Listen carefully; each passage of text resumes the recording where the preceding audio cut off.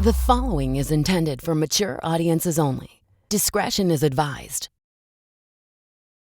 Thank you so much for downloading this episode of So What Do You Really Do? The podcast where I, your host, Deadair Dennis Maler, interviews artists and entertainers about their day jobs. And on this edition of the podcast, I have somebody whose day job was similar to my day job. And now their performance job is similar but very different to my job. It is whip circus performer and on-air announcer Jacques Ze Whipper.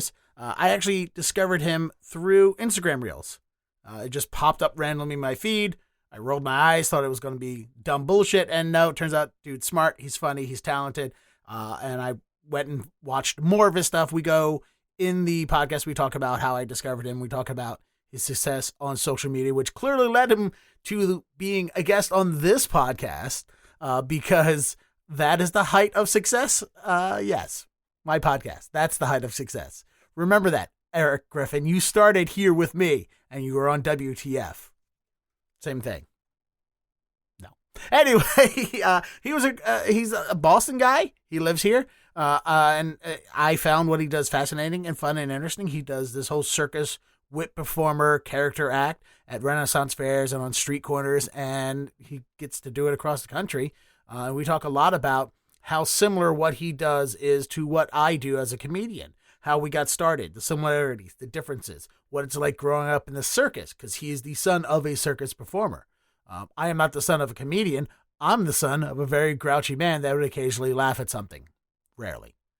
But we get into a lot of his backstory, how he got into what he does, both behind the microphone at WBR and how he got into the streets, playing with a whip, and into the circus lifestyle. So it's a lot of fun, interesting stuff, and I'm really glad that he answered my random DM on Instagram, or actually I emailed him. I found his, the Instagram DM, I didn't want to slide into his DMs. I felt like our relationship was too early for that. I didn't want to put him out, so I sent him an email like a professional, because I am a professional, and this is a professional podcast. Anyway, please enjoy my conversation with circus performer and radio announcer Jacques Ze Whipper. And I'm hearing your nose, so if you don't mind moving your boom mic down just a hair past. How's that? Still hearing it? Let me put it out here. How's that? It's better. It's better now. Okay. Which worst case scenario, I just have to edit out all your. I mean, that's a bitch to do. I'm not about that. Hey, dude, I've been doing this long enough that I can recognize breathes and ums just by the visualization of them. Which, by the way, I had to lose when I started this podcast. I was a lot heavier and much more out of shape. In the first few episodes, I started going through editing them, and I'm just listening to person talking. There's just me on the other end. Yep. And I'm like, that's what made me lose weight, is that I wanted to stop editing my breaths out of my podcast. That's amazing.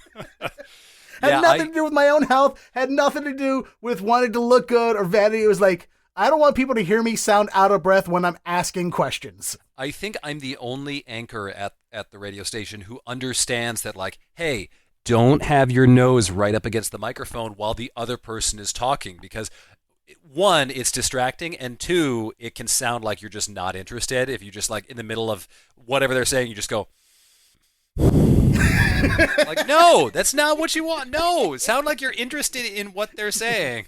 We don't want, we want, Exactly. Mm-hmm. It's not hard. You just breathe slower through your nose, like this nice little,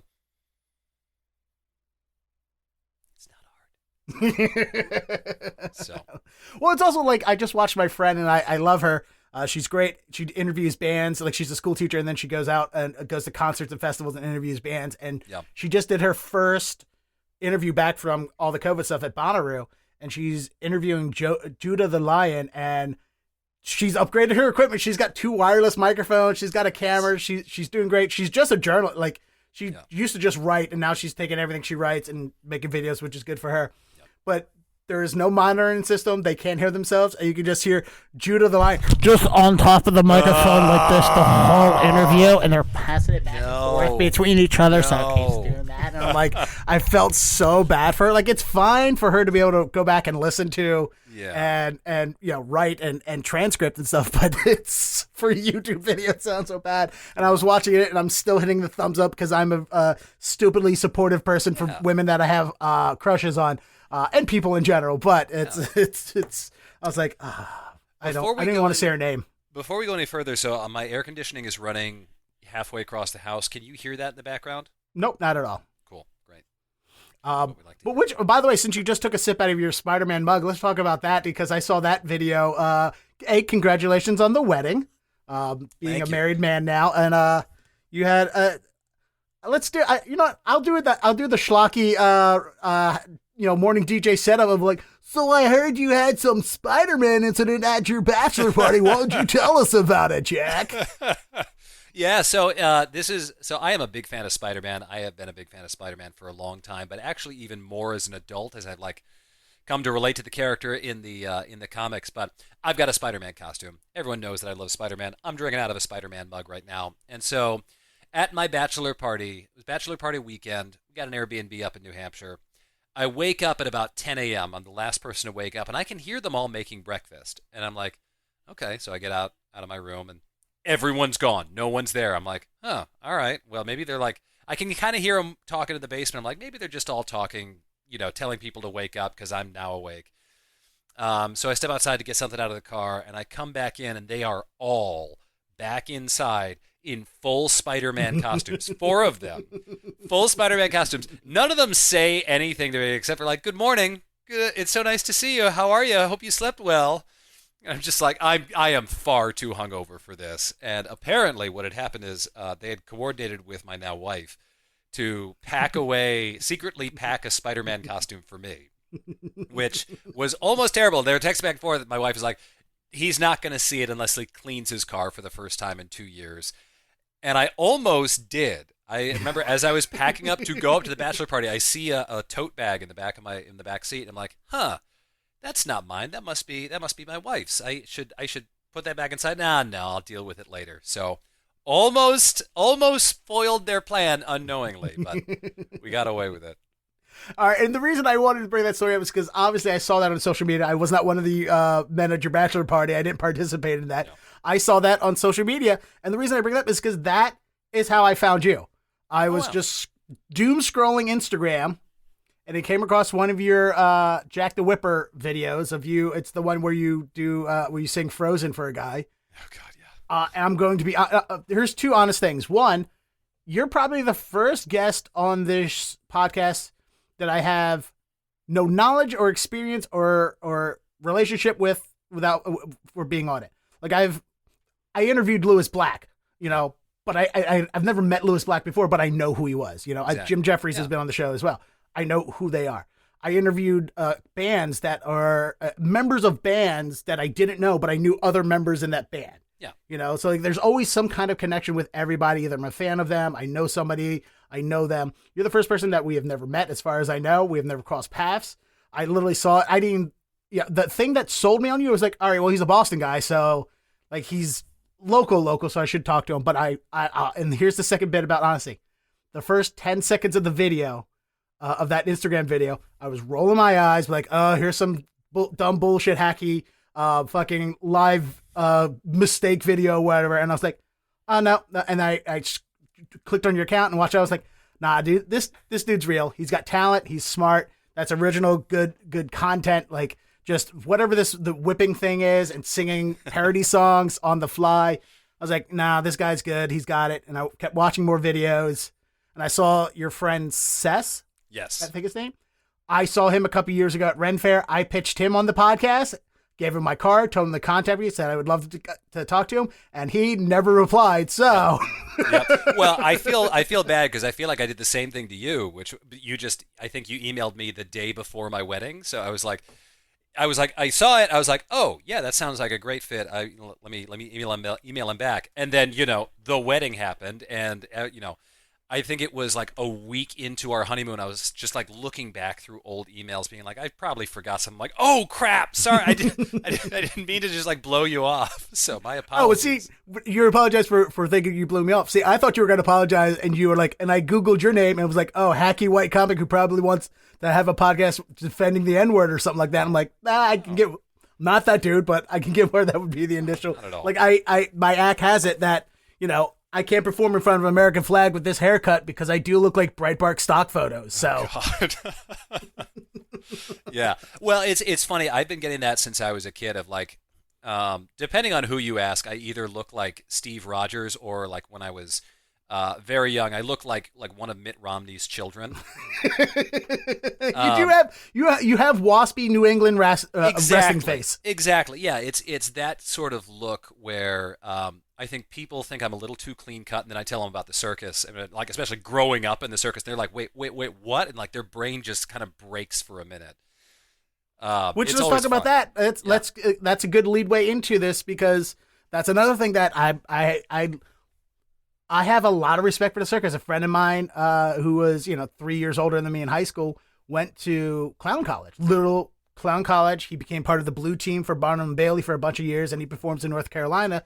Still is, Dangerously Brian Dangerously, whatever it is, which I need to get him on the podcast. Him and I need to schedule things to get on, because I want to talk about his whole, there's 20 years where you just get bits and pieces about his story from other people, or you run into him and he goes, yeah, I was just playing basketball with Lawrence Fishburne the other day, and blah, blah, blah, time out. What? How do you drop that name? Exactly. I didn't just drop that name, but.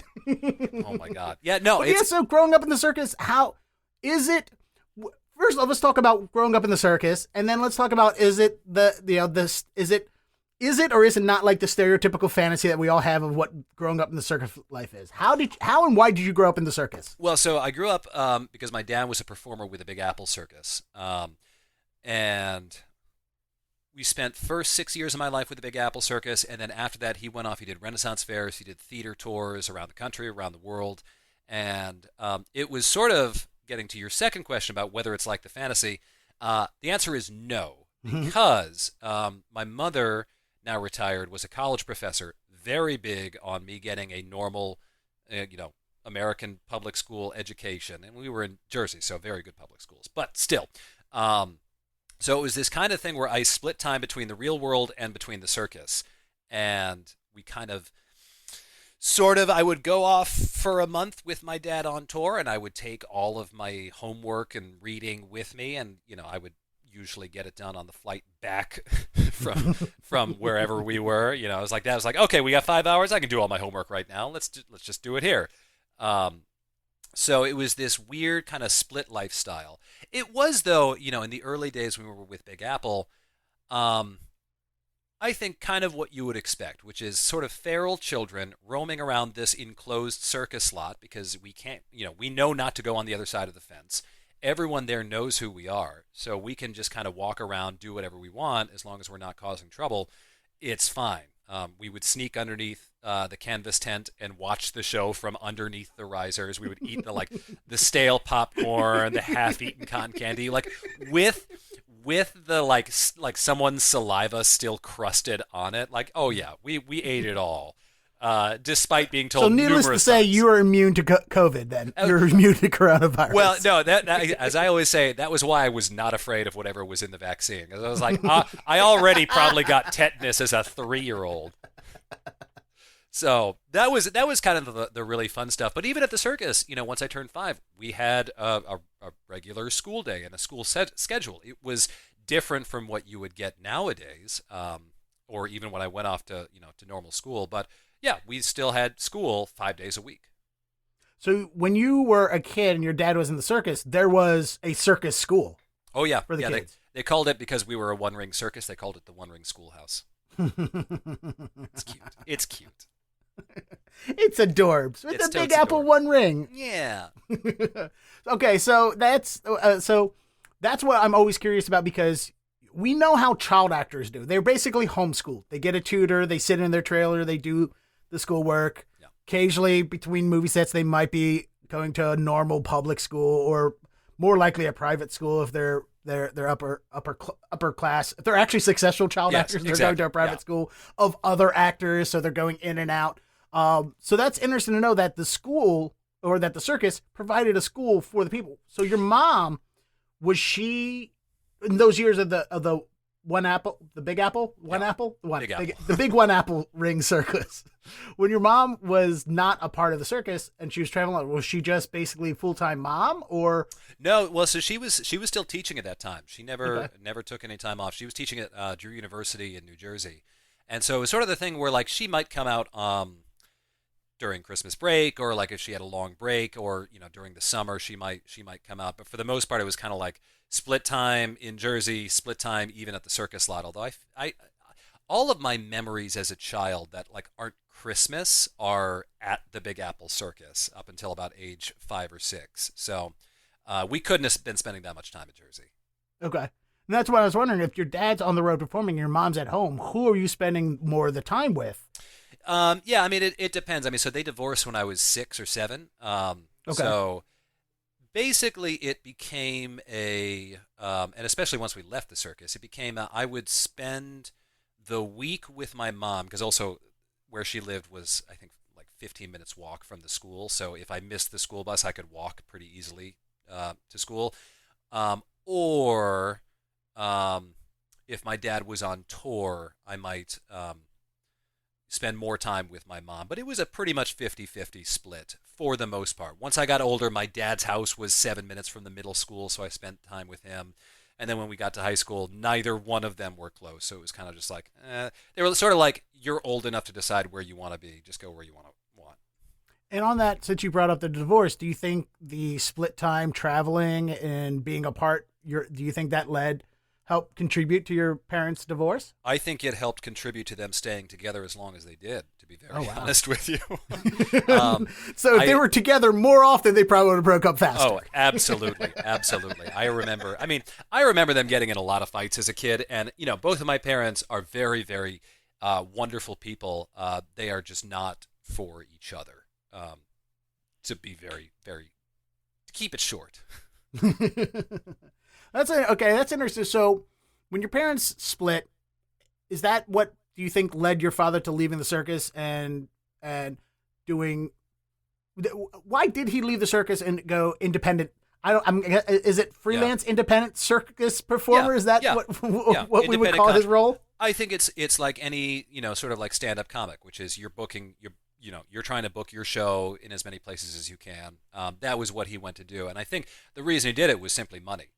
What he was making at the Big Apple Circus just wasn't enough to support a family on, with any kind of comfort involved. So he left. He went independent. He's been able to make a very good living at it now for years. But yeah, I would say money is the reason he left. Okay. And what circus act does your father do? He does a little bit of everything. So now his show is called the Super Scientific Circus. So he does a lot of schools. He does theaters. Okay.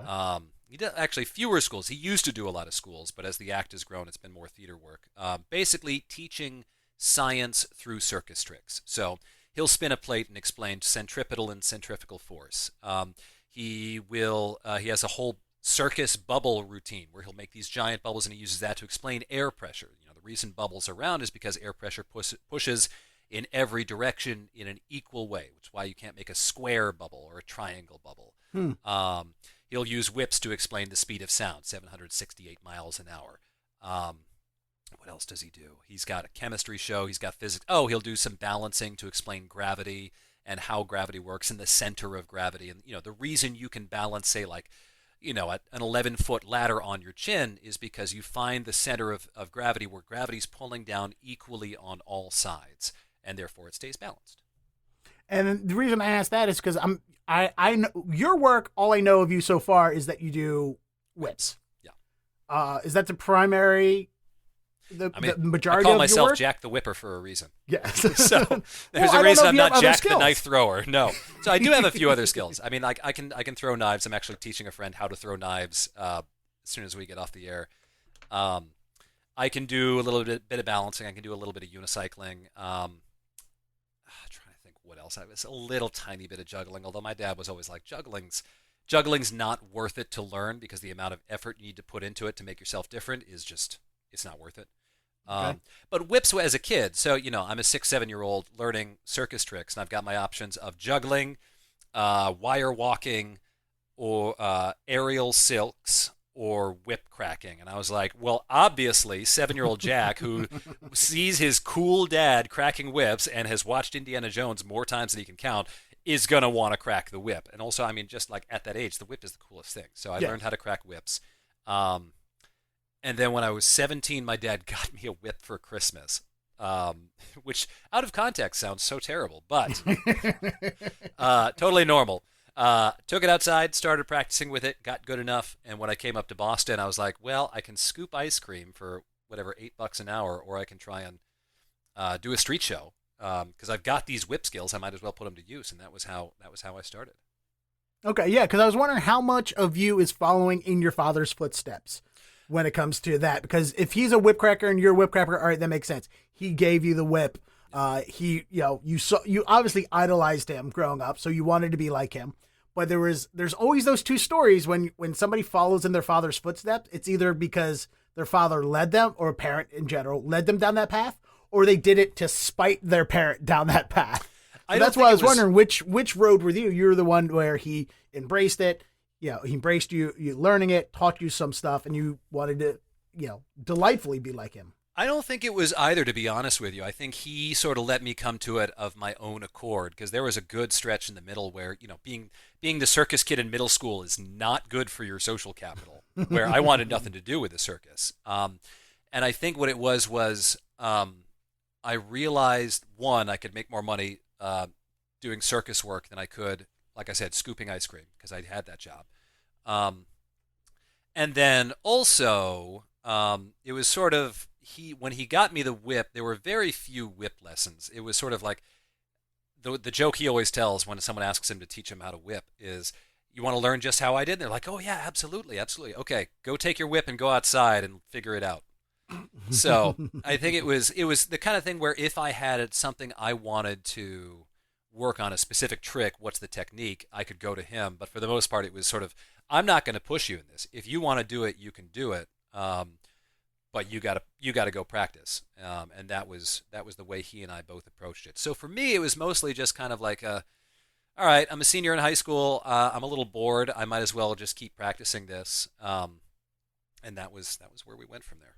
Yeah, because you know what? Very similar to me as growing up was my, if I had exposure to balancing and juggling and circus acts, I probably would have gone that road. But what I had two things was either I could continue to practice close-up magic or making people laugh. And luckily, the making people laugh is the one that got me punched less in school. So that's the path that I've continued down. Yeah, well, I mean, it's the same thing, which is like kids are like, there's that age between like 13 and 17 where kids just, I would say even 12 and 17, where kids are just unimpressed by any cool stuff you can do. And in fact, like, I think they're trying to look cool by not being impressed by anything, where it's like the cooler stuff you do, the less they care, or like the less they have to care. So, but I mean, everyone loves to laugh. So, and trust me, I've as a stand-up comedian, I have nieces and nephews that are getting around that age of not caring about things. Yep. One of them actually, I think, is he's applying to colleges this year. Which, by the way, there was a chance he was going to come up here to Boston and go to MIT. I'm like, oh, that's cool. Then I get to hang out with him. Then I realized I'm a 40-year-old dude hanging out with an 18-year-old kid. That's probably not what I should be doing. That's not going to make him look cool to his friends, and it's going to make me look less cool to the people that already don't like me. So there was a time in my early 20s. I was fairly recently out of college, and I was dating a girl who was still in college, and it was like even though I was not old, I was still in my early 20s, I still felt like the old man who's like going back to his high school dig. Like that Matthew McConaughey, like, good thing about a high school girls, they say the same age and I keep on getting older, whatever it was. That's a Matthew McConaughey impression, but you know what? That's what we're going for. Well, I had I got hired to do a private gig for like a D-Malay group, which is like junior Freemasons. And they picked, somehow they were doing this event. They Googled Boston comedians. They found my name. They saw my act, and they're like, yeah, hey, D. Malay Master, book this guy. That's how I thought the booking came through something else. And they're like, no, they just Googled Boston comedian, found you and liked you. And every kid loving the act. And I'm not a child performer. I'm, kind of dark, dry, kind of goofy, but I can do a clean act, but it's not the kind of clean act for kids. They're just going to, cause it's a lot of talking. It's a lot of thinking. It's not in any way, shape or form goofy. I'm not doing balloon animals. I'm not a clown, Well, yeah. But these teenage kids are loving the act, except for like 3 of them. And they're being the too cool for school kind of guys. And they started heckling back. And I did this. I just stopped and I went, because I don't need to put up with this. I was like, look here, guys. You guys think you're cool and all this. And I said something slightly risque. And they're like, oh, you're racist. And it's like, you know what racism is? Room full of 99% white kids and 1 black kid? You don't even know. No. But here's the thing.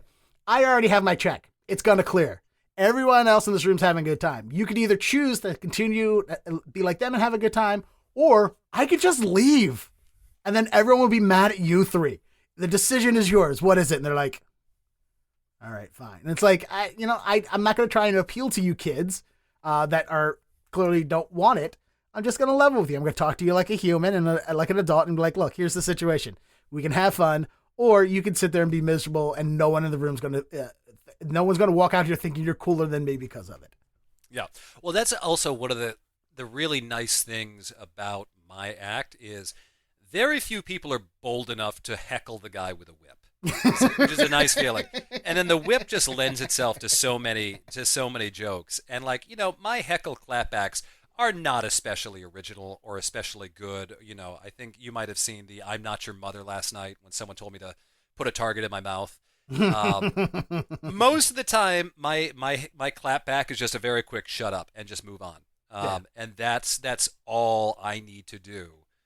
Just because, so much of my show, I mean the French character, I am Jacques Ze Whipper. It is so nice to see you. Shut up. And then, just dropping that accent gives it such a force behind it or a weight behind it that people are like, oh, okay. All right. Yeah. Because, your thing is predominantly crowd work. I'm lucky enough as a comedian that I rarely get heckled for multiple reasons. One, I'm very imposing. I may be 5'6", but I'm broad chested. I have, broad shoulders. I take up space on stage, which is both a good thing and a hindrance for me, because if I don't have the right energy with my boisterousness, my intimidating looks, I take up space on that. I'm very energetic. I move around.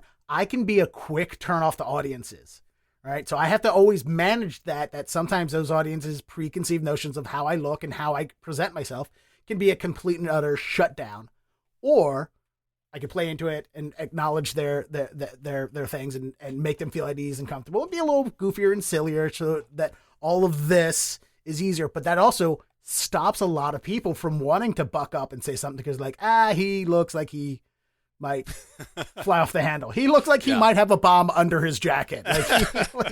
That quells a lot. And also, I talk so fast and so loud and continuously, you don't have a chance to get a word in edgewise. Most of my hecklers, I just bowl right over them. They'll start saying something and I'll just keep going, and they can't.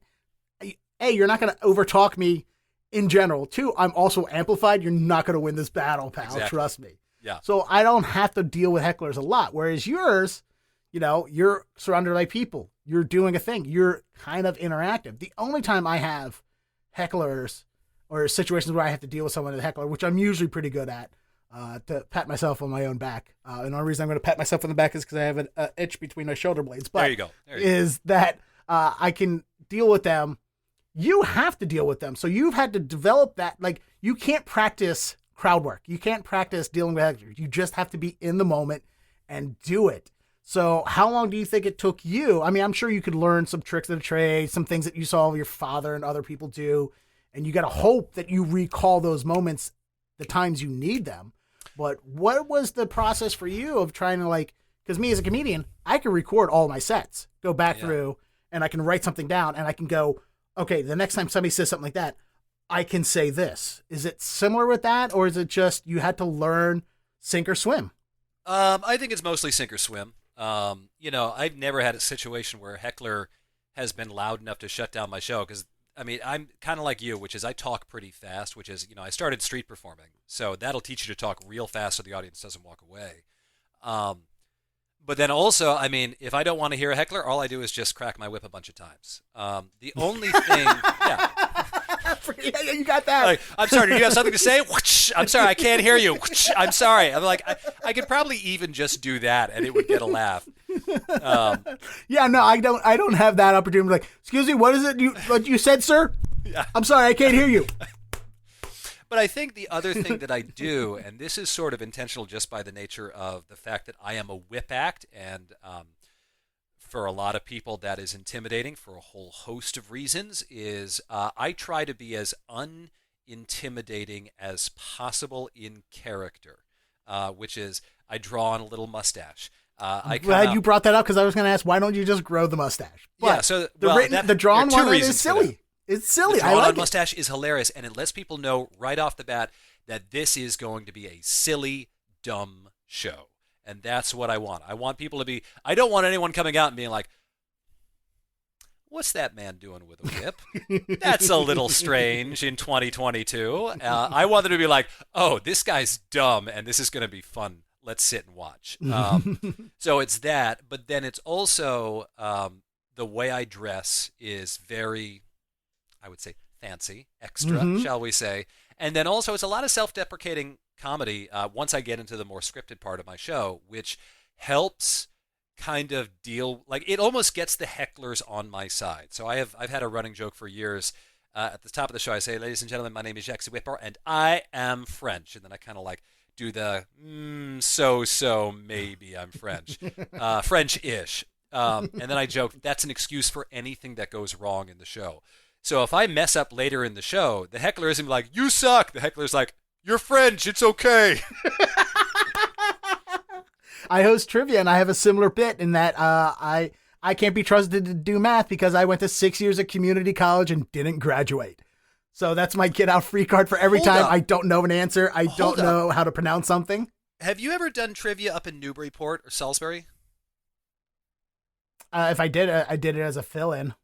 Okay, all right, never mind. Because I feel like I went to trivia one time. I dated a girl who lived up near that area, and I'm like, oh wait, hang on, was that you? No, but I guess maybe. not. I mean, I didn't do it regularly. It's been like up 7 there. years ago. So that's about when I started. Who knows? Do you? Was it? Wait, Newburyport. The only thing I know about Newburyport is Grog and Tankard. That might have right? been it. I mean, it's been a long time. I am no longer with this significant other. What I distinctly remember was anytime this trivia person would say the next category is, everyone would go science. That is very trivia. That's the company I first stumped. That was our big thing. Okay. But it also permeated to all other trivias. Okay. So there's a lot of trivias that do that, and unfortunately, because of the pandemic, that's been lost. Yes. Which is, as I found out, is that did not progress through. Like that is a small thing. Because I would do it as we're all doing it because of Thomas Dolby's song. And we're all I do it distinctly in the voice of that song, where it's like, and next category is going to be science. Yeah. And then everybody else yells back science. There you go.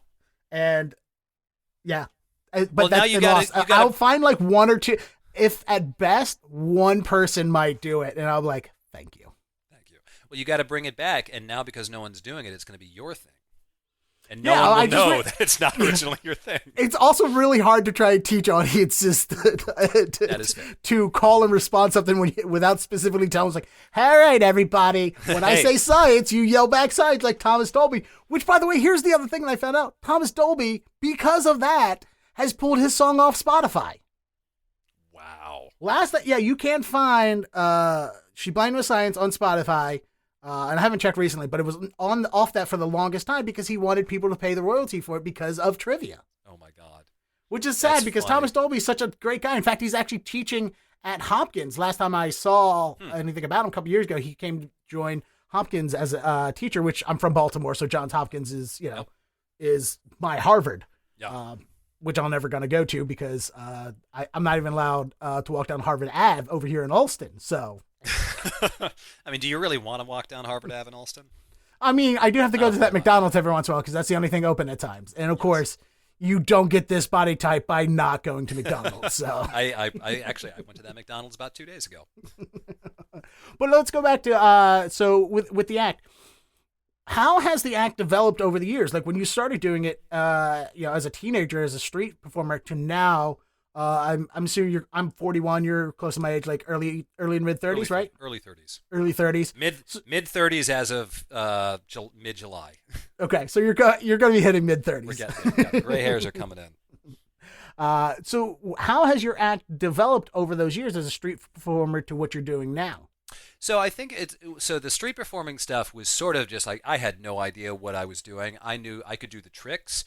I was using some of my dad's old lines to just get through there, and it was sort of just like, let's just get comfortable in front of a crowd and make what we can. And I think I was making like $20 a show maybe, and like any street performer will tell you that is terrible money. That is not sustainable money. But so what that taught me is it taught me real quick what jokes work, what jokes don't.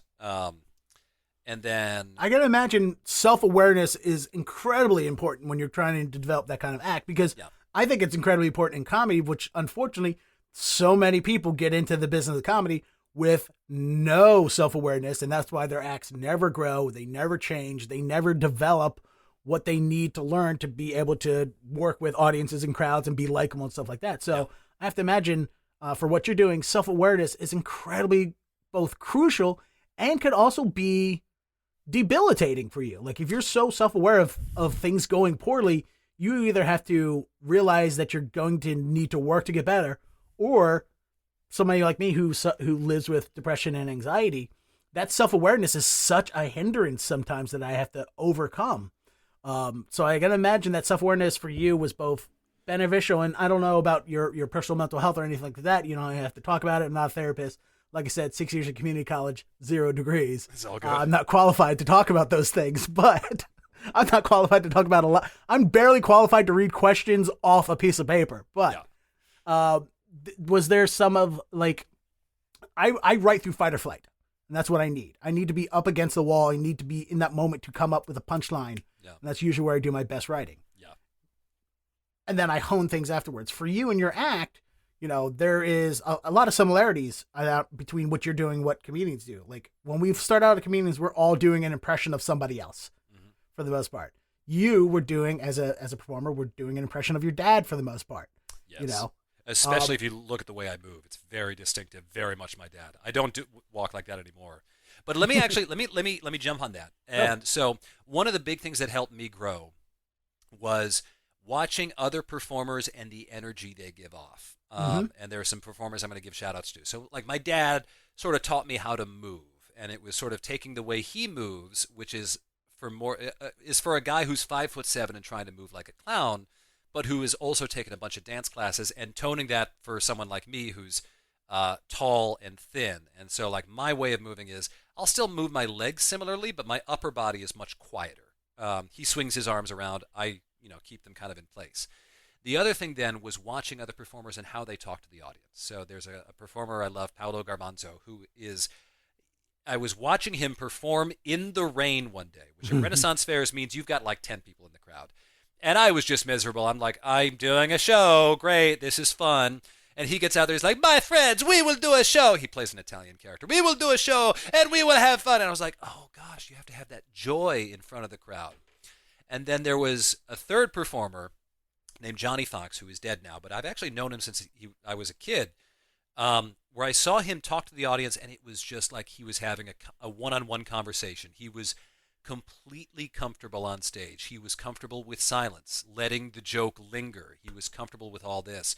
And I was like, that is how you talk to a crowd. And it was sort of years of like trying to work that kind of style in and get to a point where I felt comfortable enough to do that, that now I feel like, people have described me as a stand-up comedian with a whip.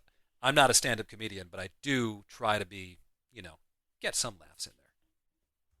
No, that's great to hear. I love hearing that you, because we always in the community say that you have to watch other comedians to get good. You have to watch what they're doing, because I could tell you all day, all night what things need to be good, what things you need to do to get into the game. But also what's the most important is just you have to figure these things out on your own by doing them and failing, and then by watching other people and realizing what it is they're doing.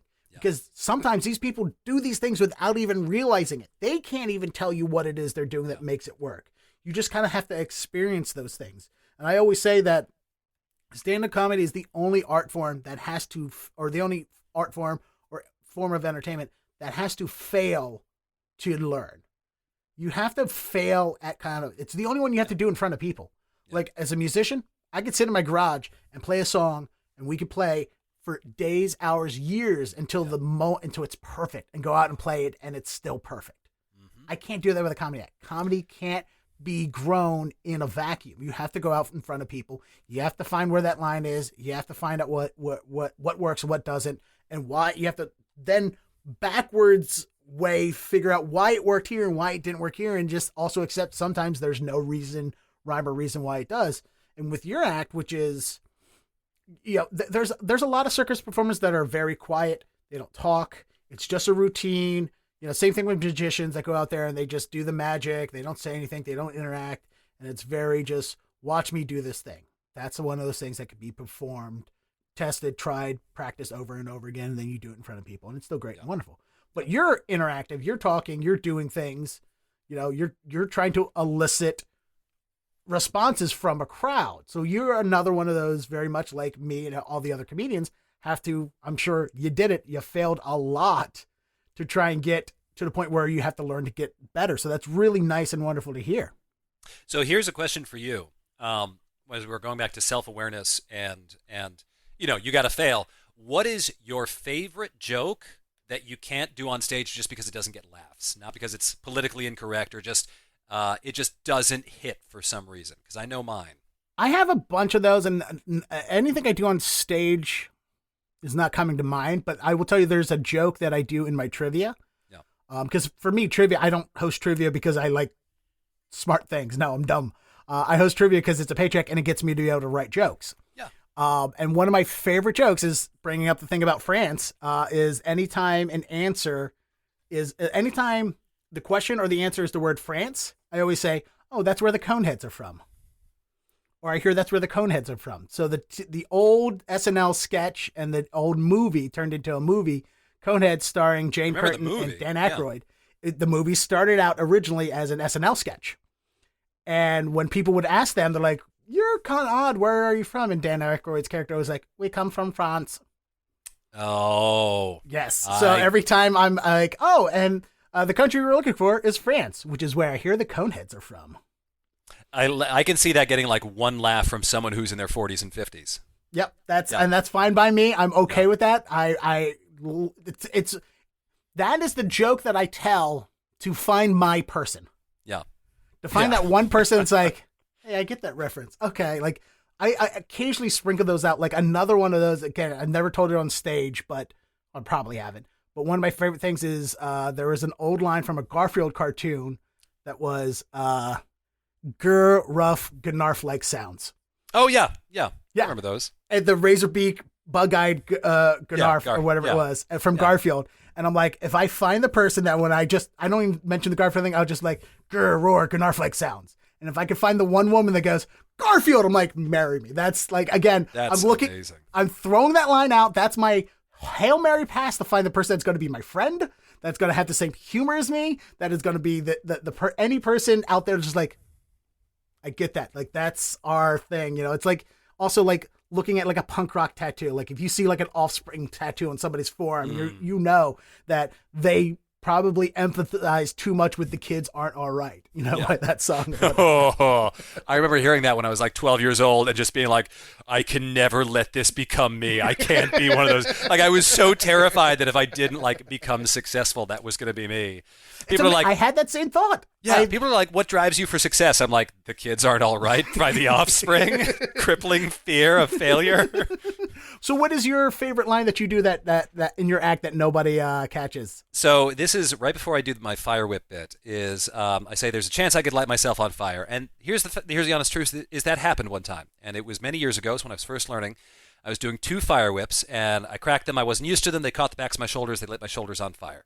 So I threw the fire whips away at someone, and I lit him on fire. And he tells the story of glory. He's like, Jacques, you couldn't just stop, drop, and roll like a normal person. You have to like dive through the air, roll, pop up in a pose. I turned back to him. He is tangled in the whips. And I'm like, come on, throw me the whips. He's like, I can't throw you the whips. I'm like, come on, throw me the whip. And he goes, throw me the idol. No time to argue, my friend. Throw me the idol. I throw you the whip. As soon as you started saying, throw me the whip, I'm like, please, Indiana Jones and Alfred Medellina. Alfred Medellina and Indiana Jones, please. Yes. So it used to be about half the audience would laugh at that. And then it dropped down to maybe like 40%, a third. And I added the line of like, every year that gets a few fewer laughs, and I am never ever cutting it. And then like last year, I think it was like there was one show where it got like 10 laughs. I'm like, oh no, it's time to cut it because the kids don't know Indiana Jones anymore. That's sad that is the situation. I mean, it had its run, and again, it's what you can use that as. The person who gets that is the person who's going to have that much more enjoyable of a time. Problem is it's the last joke I tell. That's kind of the last joke. I mean, there are a couple of jokes kind of interspersed while I've got a whip on fire swinging around my head, but like that's the last like set comedy joke, and then we just go straight into the finale. No, let me ask. So I've seen the videos of you on Instagram at Ren Fair, which hasn't happened yet. So obviously these videos are assuming are from last year. Last year or even older. So some of them, okay. I mean, one of them that I posted is as early as like 2009, I think. Oh, wow, really? Yeah. Well, I was doing a video of like how the show has grown over the years. Most of them have been from King Richard's Fair last year. A few of them are KRF 2018. I did a show back in New Jersey back in April, so a couple of them have been from there. That was actually the Let It Go guy.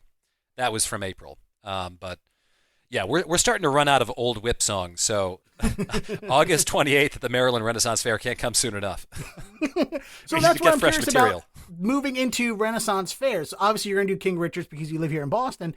Do you spend different weekends at different ones around the country that you can change to? What was the move into Renaissance Fair? Obviously, you said your dad did it, but more importantly, do you just stick with one? Do you travel around? Is there ones that are better than other ones? Like, I'm curious at how that I've been to one Ren Fair. It's been King Richard's Fair. I've been meaning to go to Ren Fair in Baltimore my whole life, but growing up, I always worked weekends. I've terminally single, so it's not like I can use it as a date idea with couples or anything like that.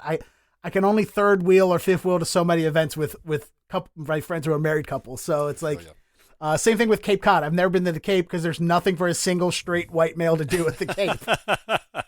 Yeah. So, hey, I support P-Town, but I don't need to be there. Yeah, exactly. So what the move into Renaissance Fairs initially was just sort of, it's this kind of step up from street performing. It's still kind of street performing, but you at least have a stage and you have a set time and it's a little bit more organized. You still pass the hat at the end of the show most of the time, not at all fairs. And so I defaulted to King Richard's because I was going to school in Boston. I was living in Boston. Might as well go for the close one. Beyond that, it's been, reaching out to festivals around the country that I thought I could get to without quitting my day job at the radio. So the Louisiana Fair has this set space there between their second and third weekend. They're a 6-week run. I can't do all 6 weeks, flying back and forth, but I can take 7 days of vacation time, go down there, perform Saturday, Sunday, have Monday off, and they do 3 days of student days. So I perform Tuesday, Wednesday, Thursday, doing a more student-type show. Friday off, do Saturday, Sunday, fly back Monday. So I'm there for 11 days. I'm performing 7 of them, and that makes it worth it. With Maryland, that was kind of, they reached out this year, and I have heard extraordinary things about that show. And if you like King Richard's Fair, the one at Crownsville, Maryland, is going to blow your mind. From all my friends that have gone to both, I wasn't impressed. No offense to King Richard's Fair. I liked it. It was fine.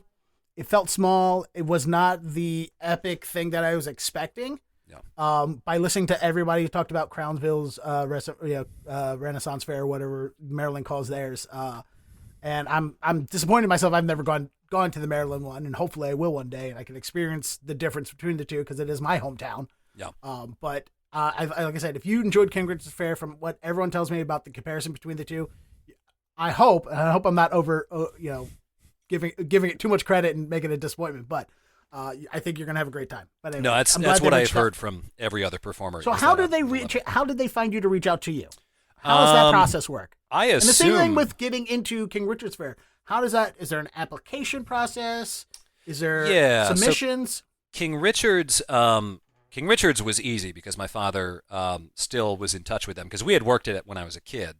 And so it was kind of just like we reached out to them and I came out and did what's called a working audition, which is I came out, I did a day of shows. They did not pay me. I just made whatever we made in the hat. So I did that. They liked the show. They offered me a contract for 2008, and now I've been back every year since then. With other festivals, couple of ways can happen. So you can reach out to them. You send them, say like, hey, my name is Jack. I performed this show. Here's some clips of my show. Are you guys interested at all? In the last year, though, I actually have been contacted by a bunch of shows. I assume just them seeing my stuff on TikTok or people emailing the festival. So, if someone's listening to this and wants me to come to their festival, best thing to do, email them and tell them that you want to see Jacques the Whipper. And that's what I've told everyone over the last, 6 months, 7 months since I got on TikTok, which is, if you want me at your show, they'll ask, are you coming to this show or that show? I'm like, send them an email and tell them you want to see me. So they've, for the most part over the last year, reached out to me, and that was how Maryland reached out. And I was like, well, I can only perform one weekend of your show because I'm already under contract to King Richard's, and you guys run the same time, except for that one weekend. And they were like, that's fine. Send us a quick video of some of your stuff, and we'll be in touch. Let me ask you this, on the video submissions things for these places. Do they want, you said you sent clips. Yeah. In comedy, nobody wants clips. Nobody wants highlight reel. They want a full show. It has to be X amount of minutes.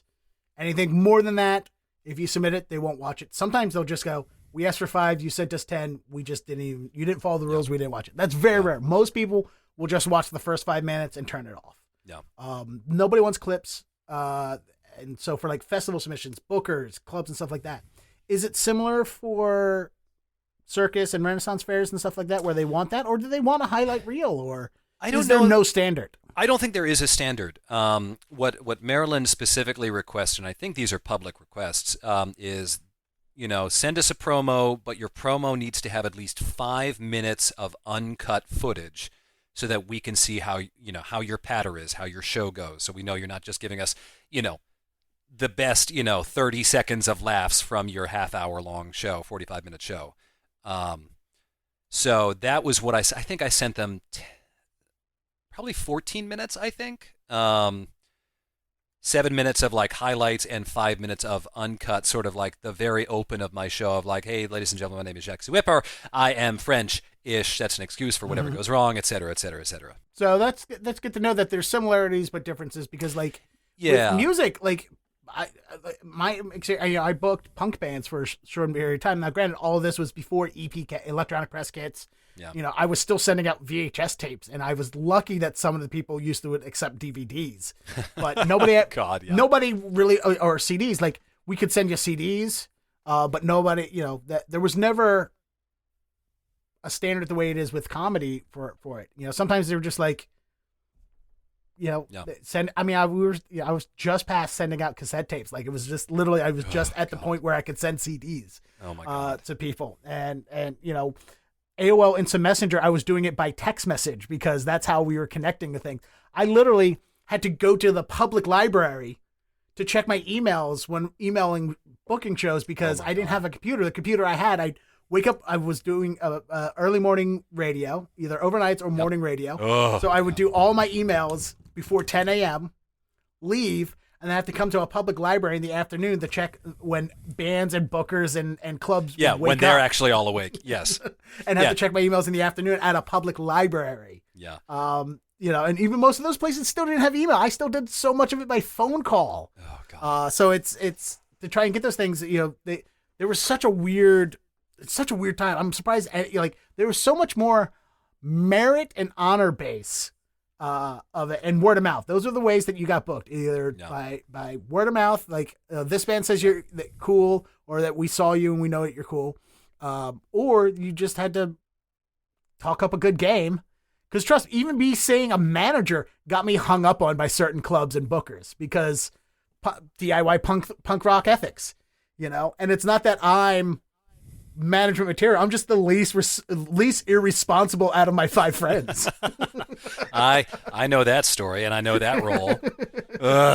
So, but yeah, with comedy now, it's you gotta send tapes.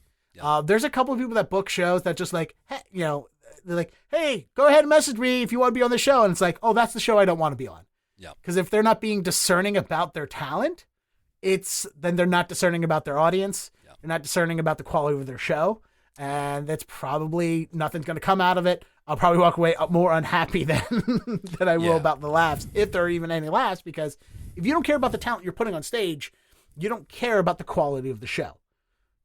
Yeah. But yeah, pretty standard stuff. One of the other things I've also done is, because nowadays all of this is generally through email, is I will send them I'll say okay, here's a 5-minute promo, here's a 10-minute promo, and here's the full show on YouTube. That's kind of the way I'm so whatever you want, it's there. It's you can find it. But also, I mean, at one point, I actually just had to go back on YouTube, and I think 5 or 6 people had posted my full show to YouTube, and I was like, guys, you can't do that. You can't. That's just, no, please don't do that. We have that same thing with comedy. Sure. Obviously, jokes only work if they're a surprise, for one, and it is arrogant of us to think that somebody's going to find Joe Schmo, find my comedy through some random nobody's Instagram reel or Snapchat or whatever. But it's still, at the same time, we want to be able to control the narrative of how our material gets out there. We don't want you in control of it. And also, we don't want you getting the dopamine that we deserve off our jokes. Also that. Well, yeah, and it's also, I mean, some of my clips have gotten, 10 million plus views. So I know next year I'm not going to be able to make that same your mom joke as a clapback to hecklers.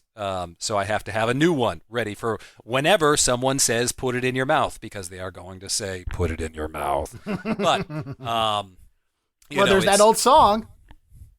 Just put it in your mouth. Oh, there was an old hip hop song. I don't remember that.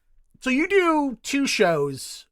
You do a solo show. Shows. Yeah, you do a solo show and you do a duo show with Sess. Well, Sess, who is a sword swallower, right? No, he's a torture guy. And let me just correct you. Torture guy, that's what it is. I have 2 different solo shows of my own, and then we do this combined semi-improvised show called The Secret Show. So Sess, normally he's kind of doing Circus sideshow, and nowadays he's doing a lot of knife throwing, which is good because we need a knife thrower.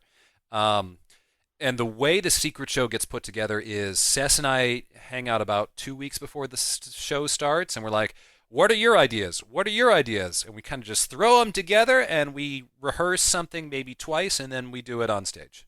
I was wondering how that collaboration came together. I was wondering how because for a comedian to do a duo act is practically impossible. Unless it's just 2 guys who know each other and can riff really well. But putting together an actual duo routine is difficult from start. Even more difficult when you're bringing 2 people that already have acts together. You can't mismatch my act with somebody else's. It gets even worse. It was originally a 4-person show. So what we kind of figured out over the years was a couple of things. One is you need someone who's the boss of the show. They don't have to be the straight man, but they need to be the boss. And I kind of leaned into that role of I would tell people okay, it's your turn. We need to move on.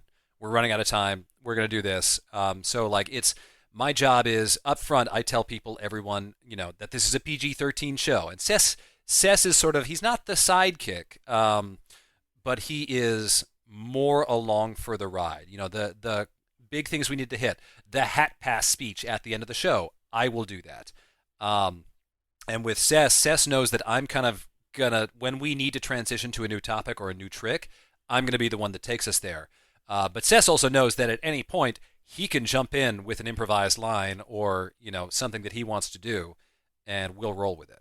And that's kind of the thinking is you want it to be just improvised enough that you still have those constant surprises. People can come back because we get a lot of repeat customers coming back. So we want it to be different for them each time, but then enough scripted stuff where you have an idea of where you're going. So to give you an example, this past year, the way I introduced everyone to the fact that it's a PG-13 show was I spoke in a proper French accent for about 45 seconds. And I explained that the reason I do not do a proper French accent is because if I do a proper French accent, people they have a hard time understanding the words. They have to focus on the words. And I don't want the audience to have to focus, all right? I don't want anyone here to have to focus. And, 45 minutes just going on, riffing like that. So that was all basically scripted in my head. But when we got to that was basically just that I needed at some point Sess to make fun of my French accent. When and where he did that, who knew? Just do it some point in the first 10 minutes of the show, and we'll go from there. So with a group act like yours, you need someone to be not necessarily the ringmaster, but the director. Exactly. Yeah. You need somebody that's going to go out there and go, all right, we need to do this part here, this part here, this part here. Yep. And your part that you do this can work with this part. And you need somebody to organize all of that. Yep. And then just everybody needs to play along. It sounds like you're working with people who don't have a lot of ego, which is good because comedians, you kind of have a little bit of an ego sometimes, But you need the confidence to know that what you're doing is good. Otherwise, the audience can tell you're not confident. Yeah. But also sometimes, again, the difference in comedy is, some people are just an act on stage and their person is something, they are their act and that's it on stage. They can't do anything else. They can't break past that. Luckily for me, my act is me unfiltered. Up to 11. Yeah. Yeah. And like I tell everyone, the person off stage is the act. Me on stage is being released. It's like if I was that on stage, it's an amplified version of myself, but not amplified that much. Yeah. That's how I used to be before I realized I had to pull back to be palatable to people in the world. Yes. Right. When I'm on stage, that is every bit when I'm at my, like right now, to be honest, on stage, I'm not that. I'm relearning that because I'm not on stage 5 nights a week like I was pre-COVID. No. Now, granted, when I sit down and I do a Zoom show, whether it's here in my studio or when I just did one on my iPhone in a conference room at my new day job and hoping, like having to hush myself so nobody on the other door of the conference room hears me, opens up and goes, Dennis, what's going on in here? I'm like, yeah, exactly. Oh, this is me just doing my comedy act in front of people on the internet. Is it weird? Is it weird not being able to hear people laugh?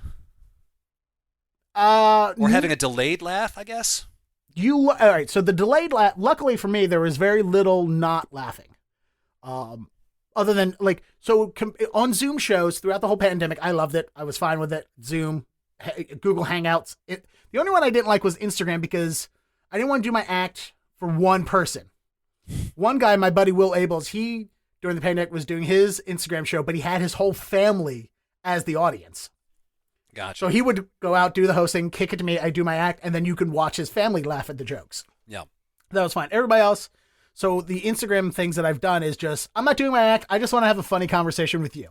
Yeah. And that's what we'll do. We'll do a back and forth with the host. But so for Zoom shows, if nobody was laughing, it was because it was a bad show.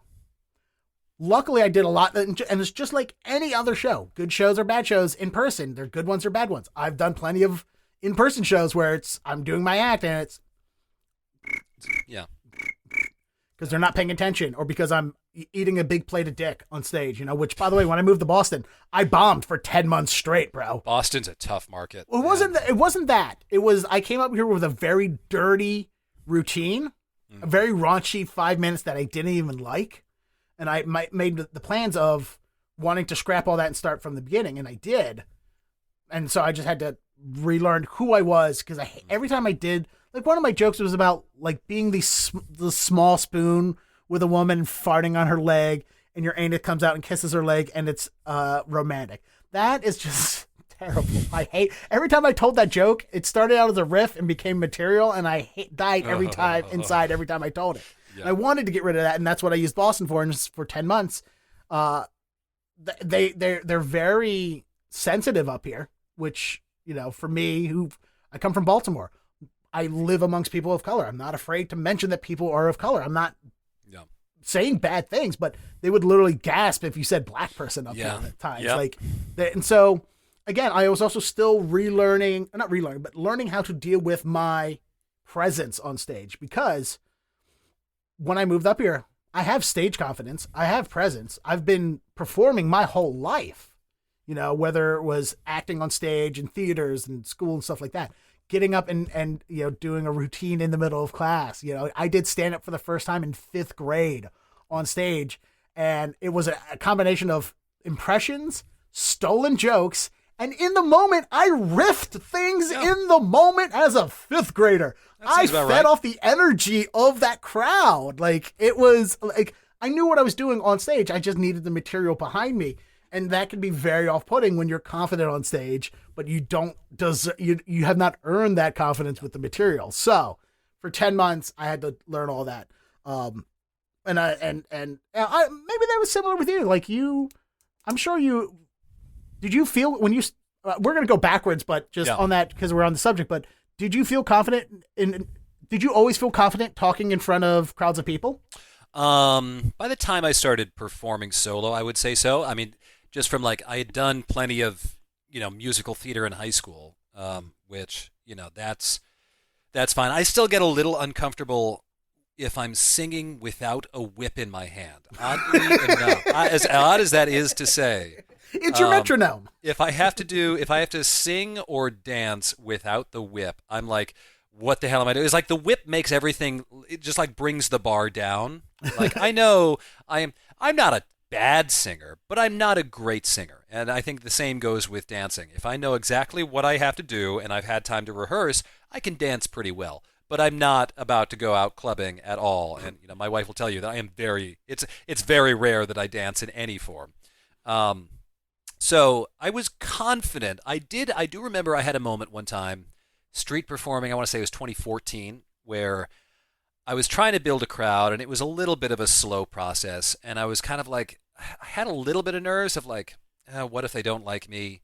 What if we have an issue? And I was sort of it doesn't matter if they don't like me, because it's not me that's on stage. It's Jacques Ze Whipper or Jack the Whipper that's on stage. And if they don't like the character, then whatever. They don't like the character. It's not a big deal. See, that's the difference between what you're doing in comedy, because for us as comedians, if you don't think we're funny, you don't like us. Because that's the thing, that's the difference, again, when it comes to stand-up compared to everything else, is that, and you're basically doing comedy on stage as a character. You're doing more or less solo sketch comedy, which is great, and also a hard thing to create and do. But for us as comedians, we're telling you our thoughts, whether they're true thoughts or not, whether they're embellished or whatever. This thing, it's nobody has ever met somebody and go, ugh, that guy is an asshole and a terrible person and I hate him, but he's very funny.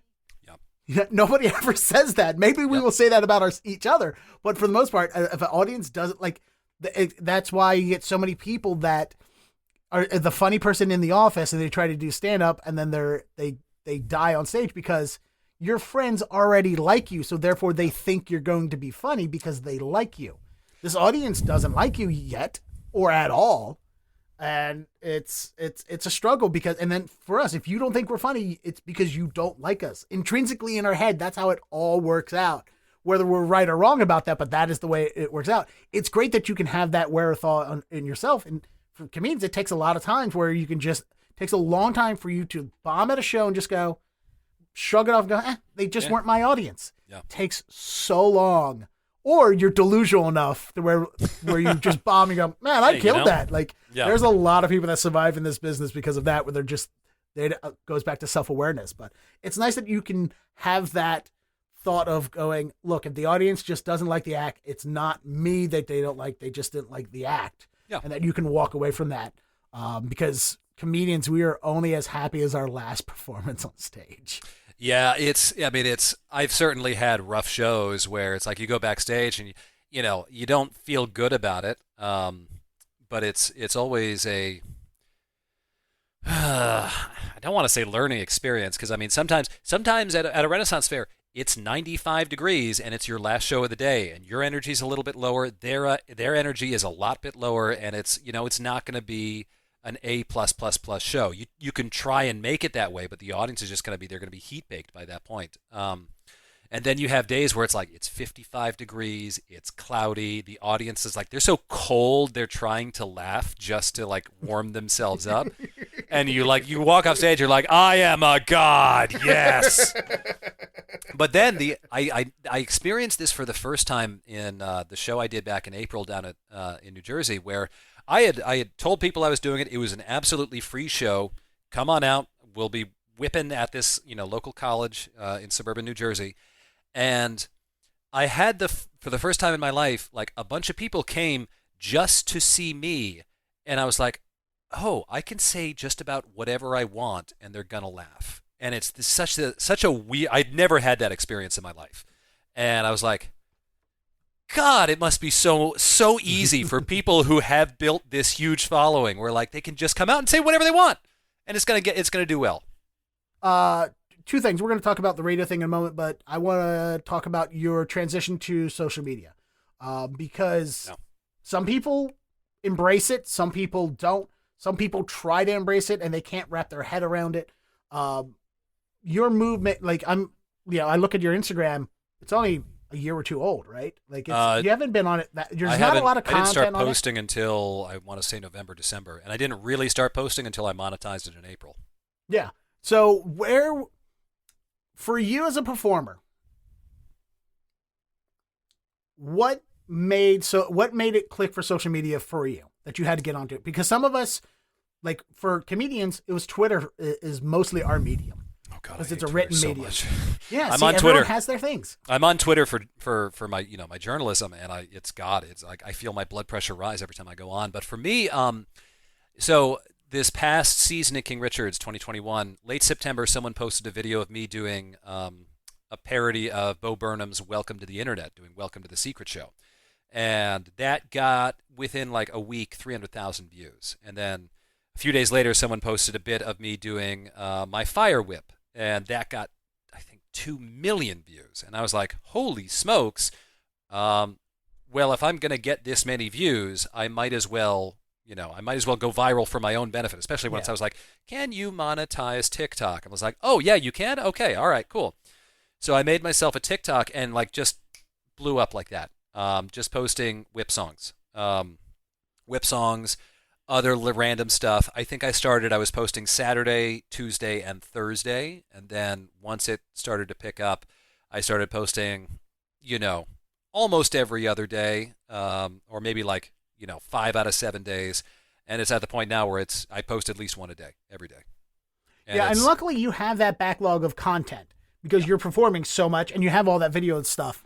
For me right now, Twitter was, I wish I was better at posting on Twitter. I'm not.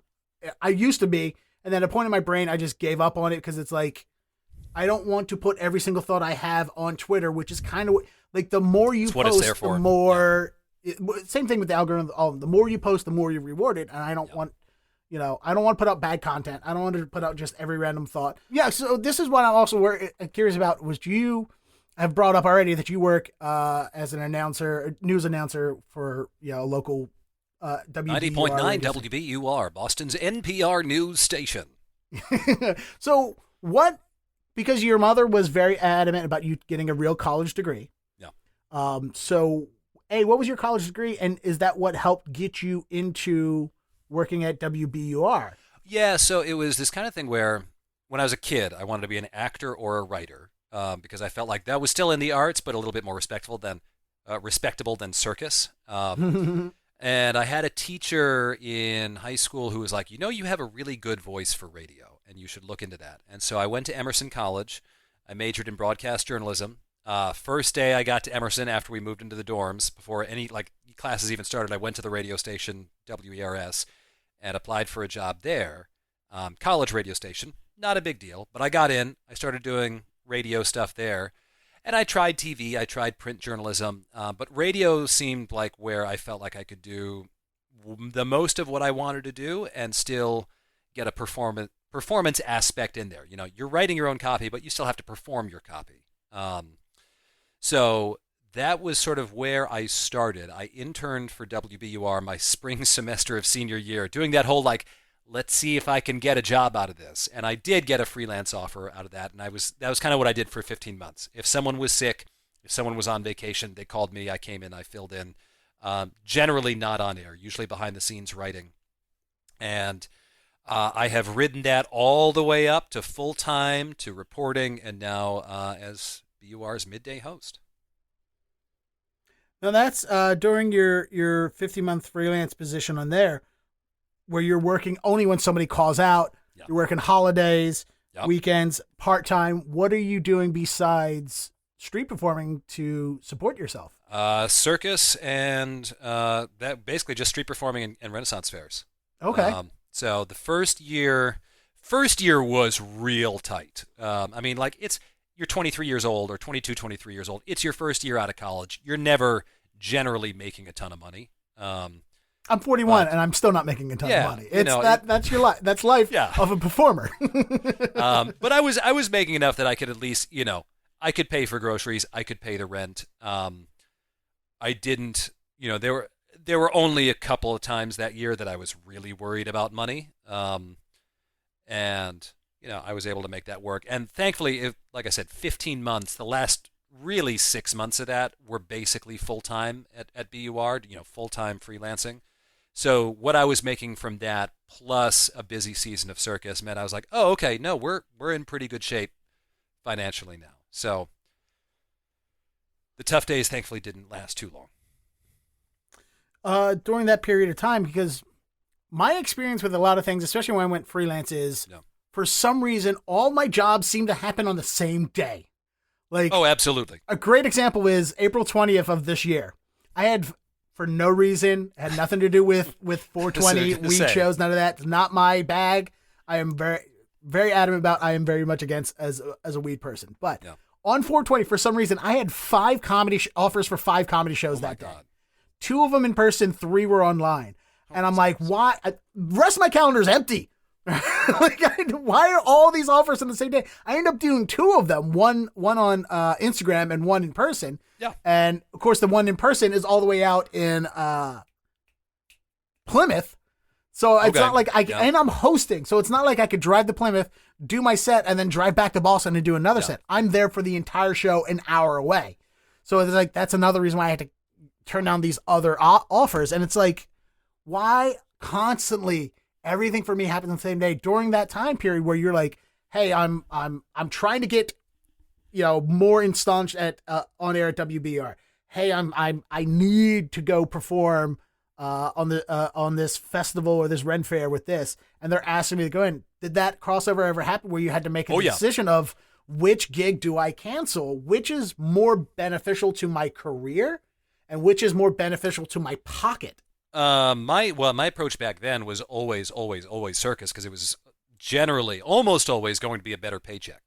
Even let's put it this way: if it's a $200 show, I'm only going to make $200. I have to drive to Providence, Rhode Island, and drive back, which is an hour for those of us not in the area.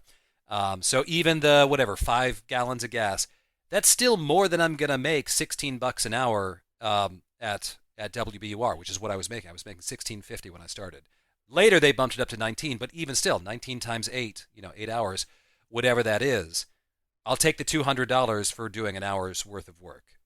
Always. And usually I was charging more than $200. So, by the way, it's before taxes, like $150. Yeah, exactly. And so for me, the answer has always been Circus. There was the funnier thing, I think, has been a couple of times where they've been absolutely desperate. They've needed someone to host a shift at BUR in the morning on a day when King Richard's Fair is running. So it'd be like Labor Day Monday, where I have been on the air from 5 a.m.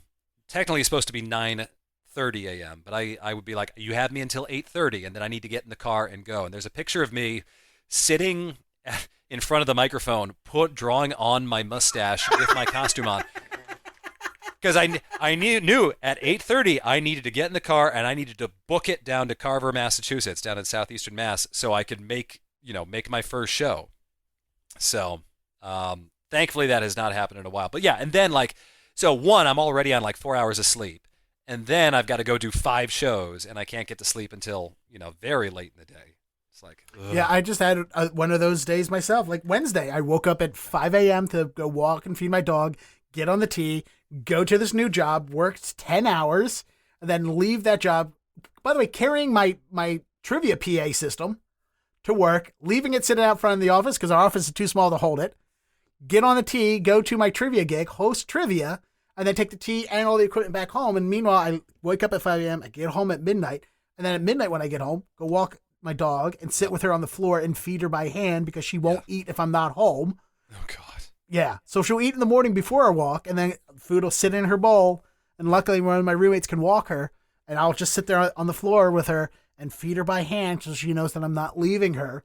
And by the way, this is a dog. She has the brain of a tangerine. I don't understand why she gets so sad when I'm not around. But and it's same thing. And I can't pass up on trivia gigs because it's not a lot of money, but it's the only money I have coming in. Mm-hmm. And that's probably one of the difference between me doing stand up and you having to do these performer jobs is so much of my stand up is still unpaid. And that's just the industry in itself, which is a travesty. But then when you look at some of the people that are in this industry, you're like, oh yeah, they don't deserve to be paid. And unfortunately, I'm still in the place where I'm right alongside those people where they don't make money. They don't see it as a value or anything like that. So it's like, even with those gig salad and gig master type deals, for some reason, the people in that don't see comedy as a value. So when you quote them a price on what your time is worth, what your experience is worth, they're like, oh, this is a fundraiser. Why can't you just do it for free? Yeah. I can get the funny guy in the office to come up here and tell jokes. All right, then cool. Yeah. I get a lot of people. Have Lloyd go up there and let me know how human resources feels about it afterwards.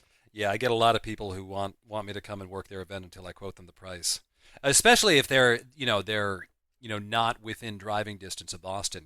Iowa, California, stuff. I'm like, you realize it's going to cost like $1,000 just to get me out there, just in travel costs. Not even to mention what my rate is now. And going back to the radio thing, so you have a non-traditional side hustle. Let's put it that way. You have a non-traditional, like in your world of news radio, they're very straight-laced people. I came from rock radio and top 40 and, the entire music genre.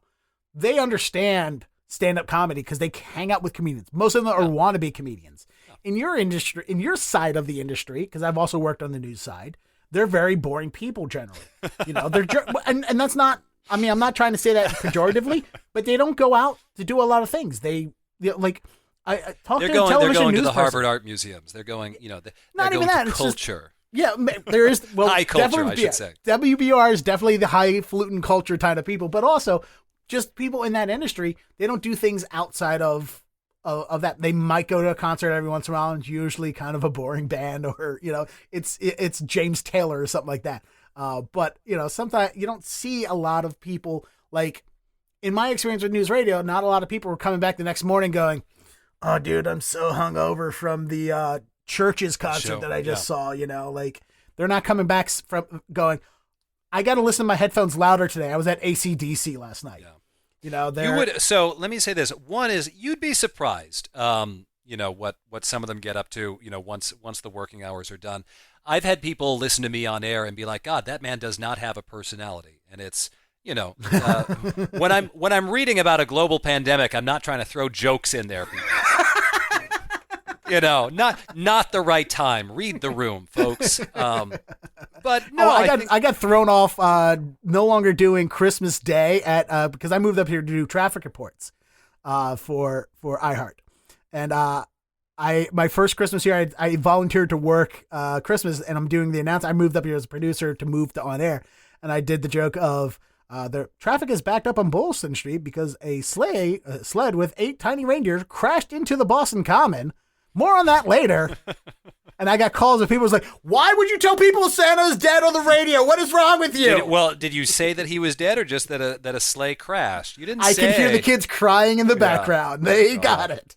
But I think with the public radio folks I work with, they all, it's a wide range. I think there's the average is more towards, I think, a little bit more straight-laced stuff. But do they look at you and your side hustle as novelty? Do they accept it? They're just like, oh, that's just Jack? I think because I even don't as a think they comedian, sometimes I got guff for being a comedian while working in news radio. I don't think they spend time on it. I think it's sort of, they find out about it. They're like, oh, that's cool. And then they move on. And that's all it really is. Judging by how many times I've talked about it over the years, which is, I think if they were more interested, it'd be like every time I walk down the hallway, they'd be like, all right, so what's the show going on? And I think, at this point, they've known about my circus stuff. They've been more interested, I think, in the last 6 months with, the way social media has blown up. But for years, it was sort of like oh, you're doing King Richard's again? All right, cool, man. Maybe we'll come on down. Good. That's good. And again, maybe also the reason I asked that question is because, I'm a person that deals with depression and anxiety. And that's part of one of my kinks is hyper-focusing on the pejorative thoughts of other people around me, the paranoia thoughts of paranoia. And it's nice to see that not everybody is like me, which gives me hope to know that what I'm experiencing is abnormal. And that's how I get through living with obsessive compulsive disorder. I don't suffer from it. I live with it because I know that my compulsions are not reflected from other people. They're not because they're not the norm. They are my own head. I have to deal with them. That's how I've lived with obsessive compulsive disorder for so long, is that I have to realize that when I'm being compelled to do a certain thing that is abnormal, I know now that it's abnormal. It comes back to self-awareness. I have to know that my hyper-focusedness, like when I work at restaurants, the amount of 10 minutes I'm spending making sure that the silverware is all straight and perfectly parallel and perpendicular to everything else that it needs to be. When I spend 10 minutes doing that, I know that I'm wrong. Yeah. It's not everybody else is wrong. It's me. So it's good to hear that some of my paranoid thoughts aren't the norm for other people. So it's nice that you have a nice, healthy mental experience with other people, and it gives me hope that I can get to that place there too. I think when I was younger, I had more of that. I think as I've gotten older and there's just like more stuff to do, I'm like, I don't have the time to worry about you. And I do not. If I ever had any kind of anxiety or depression, it was extremely low grade, but I've never been clinically diagnosed with anything. So I would assume that is not the case. So obviously it's much easier for me as someone who's, if not neurotypical, certainly very close to neurotypical to say that. That's good. No, I'm saying I see you. I'm also saying, I say it in my comedy. I say it in the real world. I am open about my mental health because I want other people to be open about it as well. Yeah. If they feel compelled to be open about it. I literally, when I started dealing with mental health issues, I wanted to remove the stigma. There's a lot of it in my act. I talk openly about it very much with a guy who I already opened this conversation with. Like, we have never met. We've only spoken through emails. We're now seeing each other for the first time. And hopefully this won't, we'll be able to hang out one day since we were both in the same city. Which there was a thought of me inviting you to my studio, because that's why I built this studio, is to be able to do this stuff. But also I don't know what people's comfort levels are yet still with COVID. Probably not the first time. Yeah.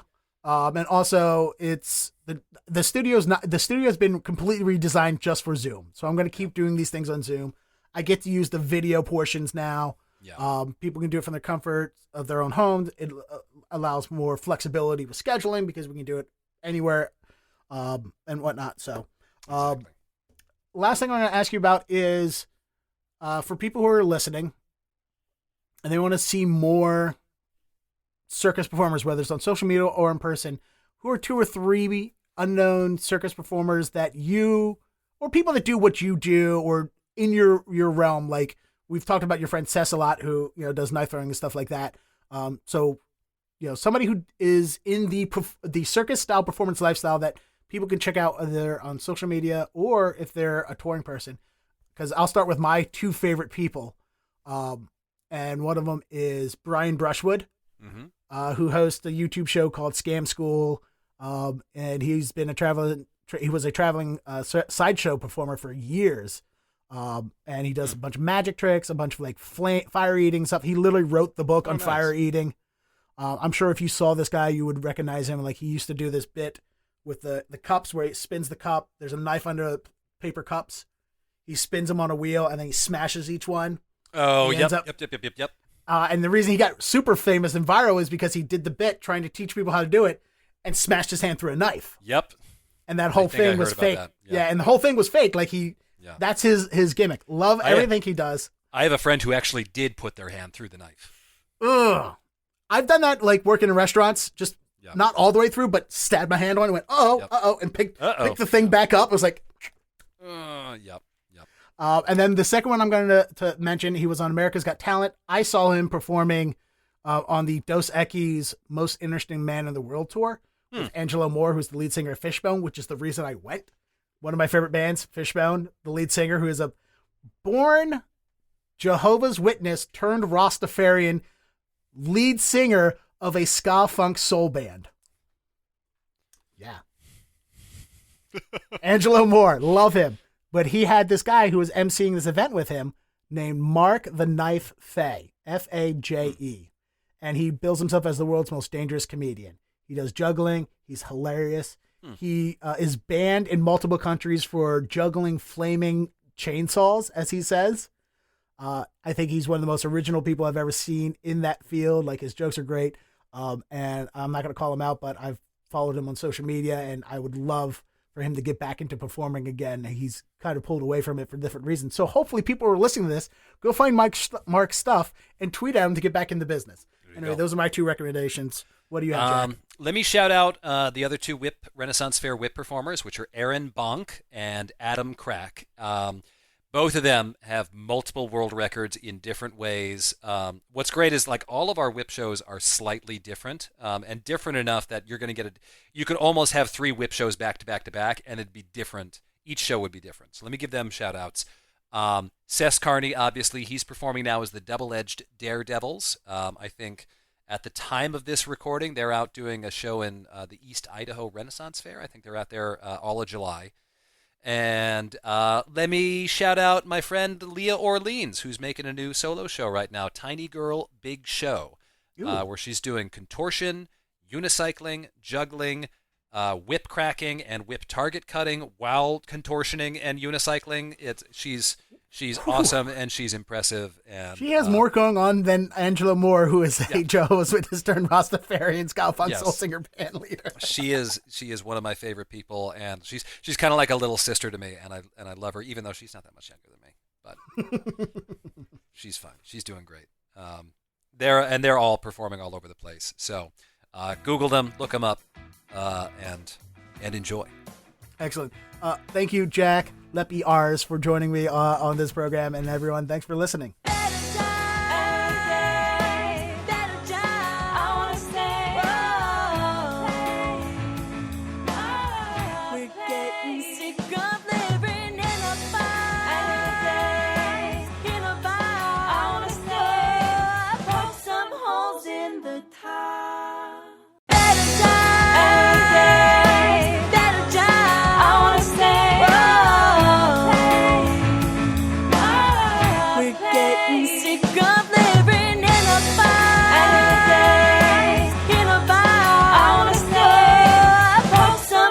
in the tide.